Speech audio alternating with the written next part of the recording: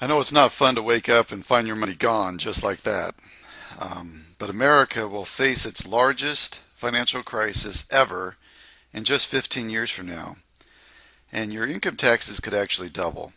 I want to show you why and introduce how you can keep your money should increase. We see an increase in income tax. In 15 years, our nation will only have 2.2 workers per retiree. That's because a quarter of our population, known as baby boomers, retire. Now you do the math. Currently, these entitlement counts are at zero. So where's the money to pay for these benefits going to come from? In 1960, there was 5.1 workers to support each Social Security beneficiary, so a small payroll tax was sufficient. And back then, there was no Medicare. Well, those days are gone.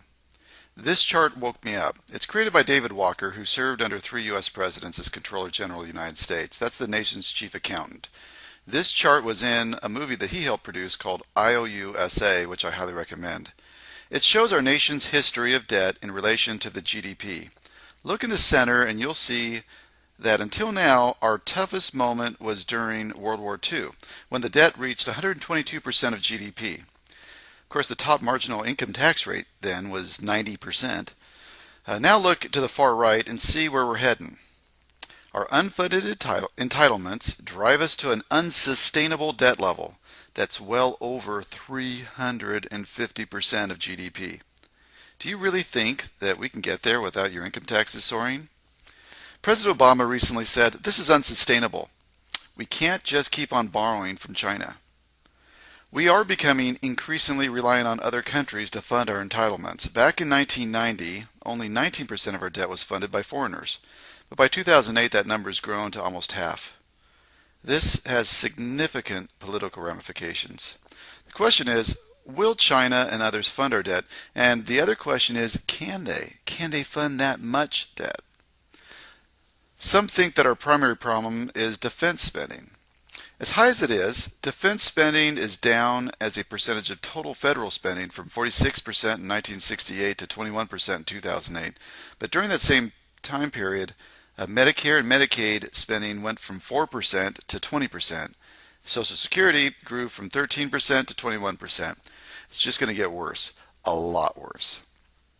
You should have been warned about this long before the last market decline by your advisor. The message couldn't be clearer. Back in 2001, the President's Commission to Strengthen Social Security stated the current system is financially unsustainable.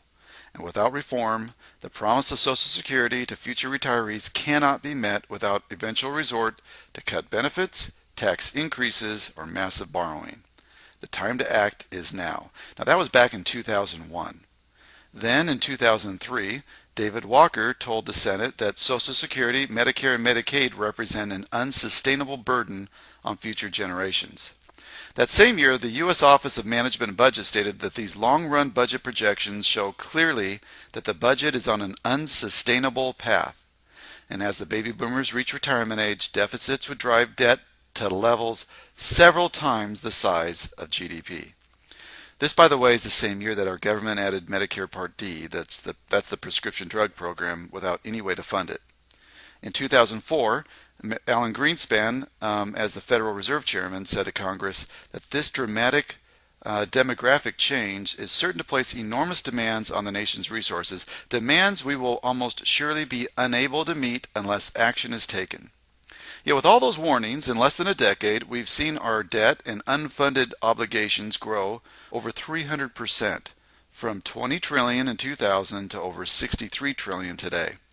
David Walker says that these numbers don't take into account what the Fed has been up to, nor the 5 trillion recently guaranteed by the Treasury to Fannie Mae and Freddie Mac. So he sees that our taxes could actually double in the next 20 years. Double. What tax rate will you have to pay in retirement? Are you still excited about qualified plans? Instead of trying to minimize your taxes today, perhaps you should consider minimizing your income tax during retirement. Time wrote, "Why it's time to retire the 401k." I'd like to add another reason in addition to the fact that your retirement money is exposed to market risk. When you delay paying taxes today, what you're really doing is procrastinating paying a tax. you run the risk of paying a much higher tax in retirement for the reasons I've stated. And most or all of your deductions, like house payments and kids in the house, they're usually gone when you retire. I'm personally frustrated with popular financial personalities, people like Susie Orman, who despite all the warnings we've had, despite the stock market crash, the warnings by the government, they still see no problem with putting future retirement dollars at risk in the market and being fully exposed to taxes in retirement. This money, of course, is also fully exposed to estate taxes at death. When you die, your money is divided into two piles.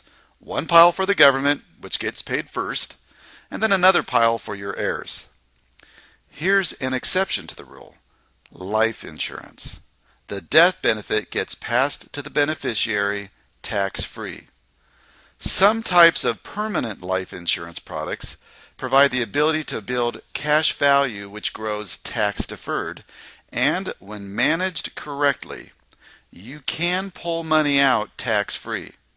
This is just an introduction to a solution. More discussion and disclosures are necessary since you can also incur a tax if you manage it incorrectly, and you should consult with your qualified tax professional. But don't miss the point. When managed correctly under current tax law, the money you put into life insurance policy has left the American tax system. Even more impressive, it can be kept out of that system from generation to generation by teaching your heirs to use the death benefit to pay for their premiums for life insurance, and when repeated generationally, it can grow perpetually outside of the American tax system. What I just explained is how you can create, keep, and pass along multi-generational wealth using life insurance, a strategy employed by the ultra-wealthy, but applicable now to any family that wants to protect their wallet from the next financial crisis.